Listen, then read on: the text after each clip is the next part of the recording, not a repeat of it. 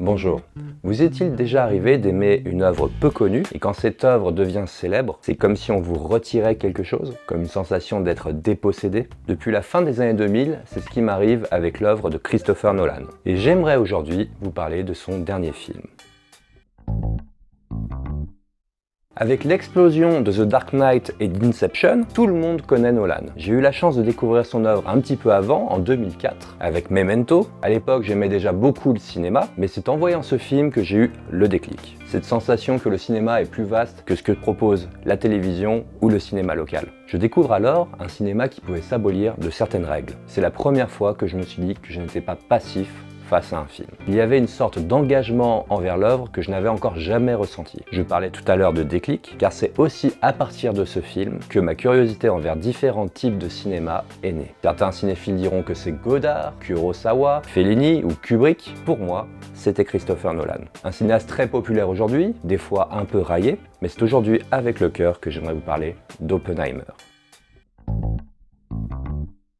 Depuis le deuxième volet de cette trilogie Batman, chacun de ces films est attendu, car ils semblent proposer quelque chose d'inédit, d'original, ce qui fait que chacun de ces films est un peu un événement. Il a cette image de faire un cinéma grand spectacle et intelligent, en opposition au blockbuster basique et sans saveur. Nolan a en quelque sorte une aura qui se démarque des autres cinéastes. Ses films ont souvent un concept fort, comme Inception ou Tenet, des visuels et des montages impactants, et un refus de se soumettre au format numérique, et même de continuer à expérimenter l'argentique, et notamment le format assez inédit de l'IMAX. Avec aujourd'hui 12 films à son actif, il a créé une œuvre aux thématiques récurrentes qu'il explore d'un film à l'autre. Le temps bien sûr, ou plus spécifiquement là où les temporalités, qu'il a croisé dans Memento, emboîté dans Inception, décomposé dans Dunkerque, il sait s'amuser le garçon. Mais on oublie souvent de citer les thèmes de l'identité, de la manipulation et de la culpabilité. Des thèmes pourtant bien présents dans tous ces films. Qui est John Jay? Est-ce qu'on me pousse à faire quelque chose?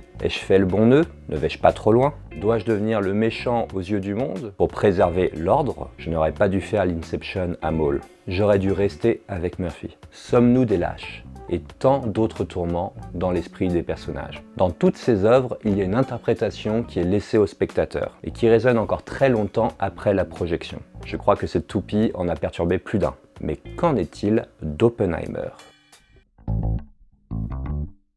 Julius Robert Oppenheimer est un des grands physiciens de la première moitié du XXe siècle. On le considère comme le père de la bombe atomique, et c'est principalement cet aspect qui va être traité dans le film. C'est la première fois que Christopher Nolan réalise un biopic. Film biographique. Il s'est déjà approché de l'histoire avec un grand H avec Dunkerque, au film à costume avec Le Prestige, mais le genre biographique est une première. Il va s'intéresser à tout un pan de la vie du physicien. Nolan adapte American Proteus, The Triumph and Tragedy of J. Robert Oppenheimer, écrit par Kai Bird et Martin J. Cherwin, publié en 2005. Un livre de plus de 700 pages, écrit sur plus de 25 ans, et qui a gagné le prix Pulitzer de la meilleure biographie en 2006. C'est donc sur la base d'un travail très minutieux que Nolan nous raconte l'histoire d'un personnage des plus controversés. En 1939, début de la Seconde Guerre mondiale, le gouvernement américain veut dépasser l'Allemagne nazie dans la course à l'arme atomique. Les États-Unis vont donc confier cette mission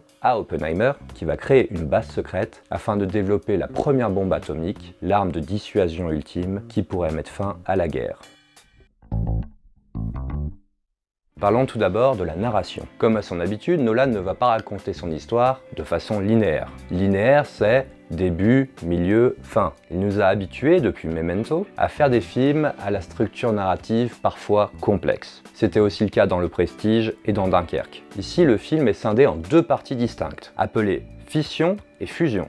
Deux termes de physique que je n'essaierai pas de vous expliquer, mais qui sont visuellement très reconnaissables. Dans ce film, nous assistons à l'ascension scientifique et à la chute publique d'Oppenheimer.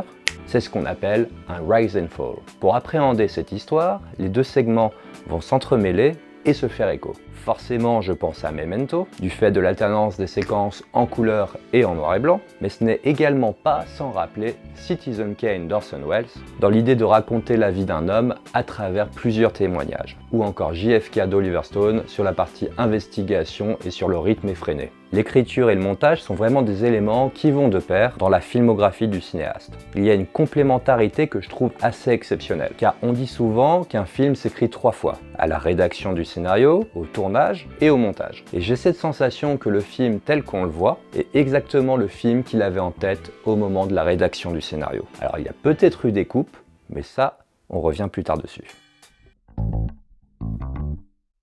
C'en est devenu un argument publicitaire et commercial, mais Christopher Nolan fait partie des rares cinéastes à encore tourner en pellicule. Il a également la volonté d'utiliser le moins possible d'effets visuels générés par ordinateur et de favoriser les effets en dur. C'est-à-dire que si un camion se retourne, il se retourne vraiment. Rappelons-le, le cinéma en numérique, que ce soit au tournage ou à la projection, a vraiment commencé à s'imposer à partir de 2010, avec Avatar et surtout à cause de sa stéréoscopie, ou la 3D pour vulgariser.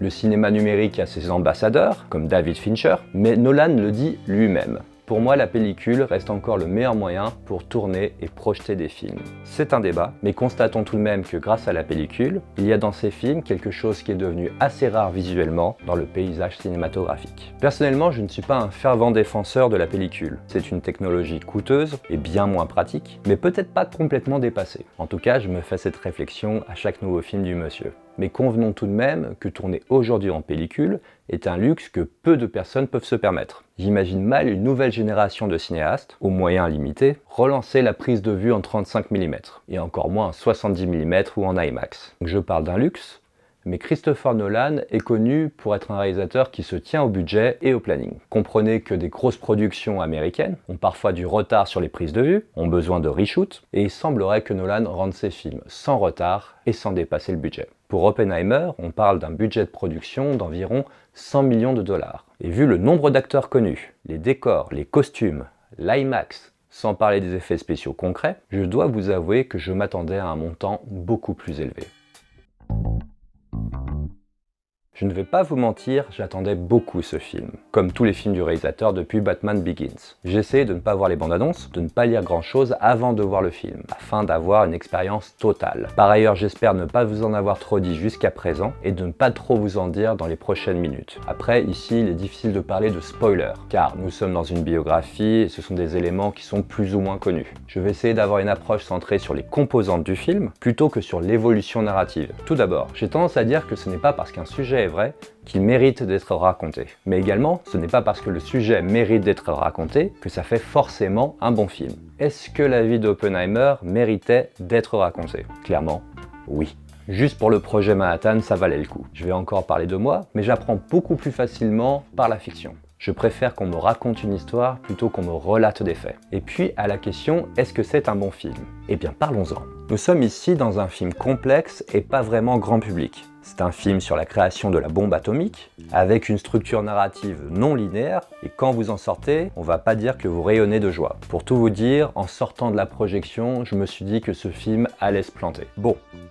Au vu du box-office, c'est moi qui me suis planté. Dans l'ensemble, je trouve que c'est un bon film, mais j'ai beaucoup de choses à redire dessus. Et je vais commencer par ces éléments-là. Premièrement, au niveau de la durée du film. 3 heures pour raconter une vie. Ça peut être vu comme très long ou très court. Tout dépend de ce qui est raconté et comment c'est raconté. Du point de vue purement rythmique, je n'ai pas trouvé le temps long, car beaucoup de choses se passent, se disent, et l'alternance des deux segments fonctionne assez bien sur un bon bout du film. Cependant, au bout d'un moment, j'ai eu une sensation de trop-plein. Beaucoup de personnages, de termes scientifiques. Ça parle de personnages qu'on a vus au début, mais au milieu, tu sais plus qui c'est. Du coup, c'est quand même assez compliqué de suivre le film. Peut-être qu'il était possible de raconter cette histoire en éludant certaines parties, d'omettre quelques éléments pour gagner en clarté, d'un point de vue purement narratif. Le problème est que j'ai ressenti la même chose qu'avec Tenet, le précédent film. C'est-à-dire beaucoup d'informations, mais si on coupe des éléments, je ne pense pas que l'histoire voulue par le cinéaste serait la même. Il y a finalement peut-être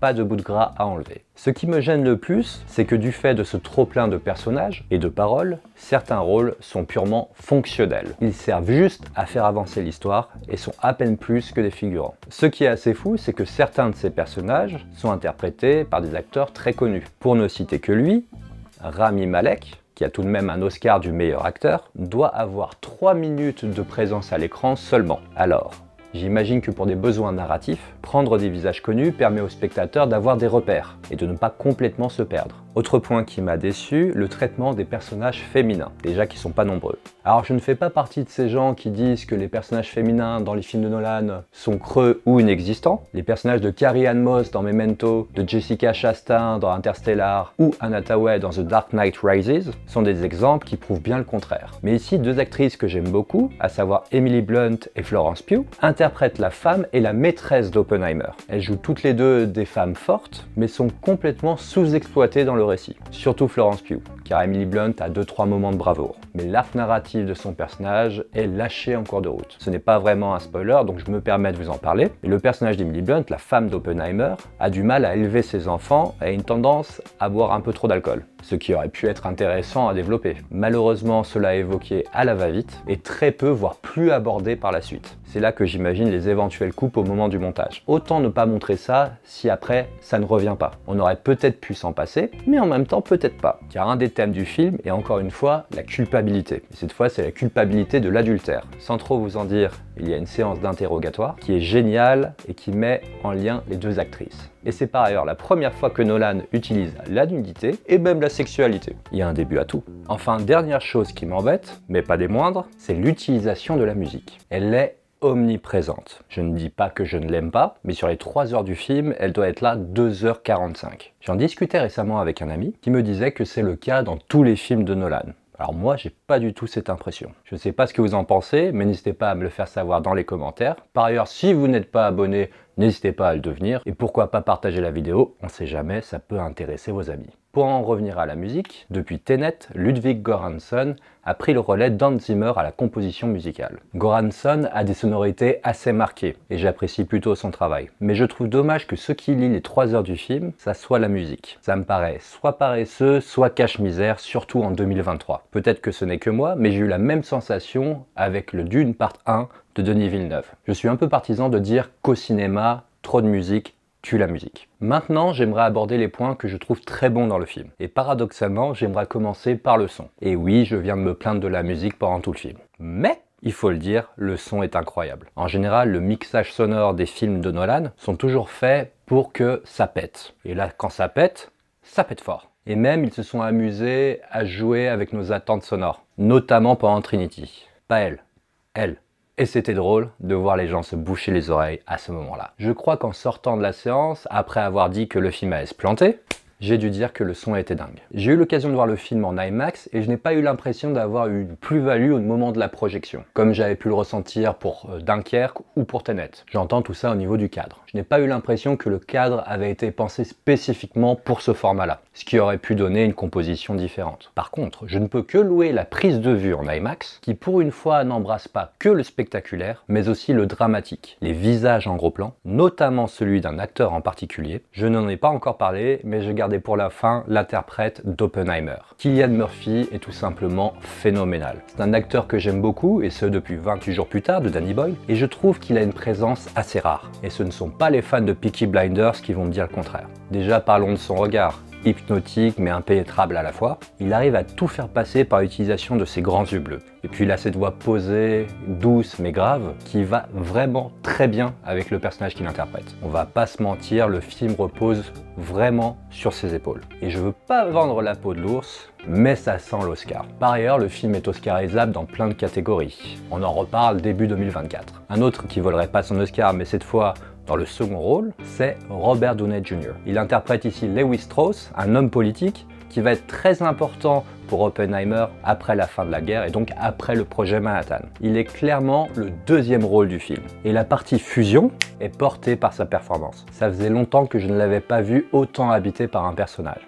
Même si j'aime bien Iron Man, ce n'est pas vraiment le répertoire qui m'a fait aimer l'acteur. Honnêtement, je parlais de personnage fonction tout à l'heure, et c'est peut-être le prix à payer pour mettre autant en lumière Cillian Murphy et Robert Downey Jr. Et enfin, mais je ne peux pas trop vous en parler pour ne pas divulgacher, ce que j'ai adoré par-dessus tout dans le film, c'est l'ambiguïté. L'ambiguïté de ce personnage que l'on suit pendant plusieurs heures et qui veut créer la bombe atomique, alors que nous, spectateurs, on sait qu'il ne doit pas faire ça. Un personnage impénétrable mais qui semble regretter son acte, mais peut-être juste parce qu'il a été écarté de son invention. Un personnage froid mais qui semble comprendre trop tard l'impact de son invention sur le monde. Pour tout vous dire, à la toute fin du film, j'étais vraiment pas bien. J'ai conscience du potentiel destructeur de l'arme nucléaire, mais c'est vraiment avec ce film que j'ai compris que c'est l'homme qui a créé le moyen de se détruire. Il y a encore 100 ans, l'être humain n'avait pas ce pouvoir. Et Oppenheimer, tout comme Prométhée dans la mythologie grecque, a donné à l'homme le moyen de tout brûler. Et ça fait froid dans le dos. Vous l'aurez compris, ce n'est pas un film que je trouve exempt de défauts, mais il m'a mis une véritable claque au moral, et depuis, j'arrête pas de le ressasser. Donc je ne peux que recommander d'aller le voir et peut-être même le revoir. Nous arrivons à la fin de cette vidéo. Parler de ce film m'a donné chaud et j'espère que mon approche vous a plu et vous a donné envie de voir le film ou de revoir le film. On se retrouve nous très bientôt pour parler d'un festival. Le bisou!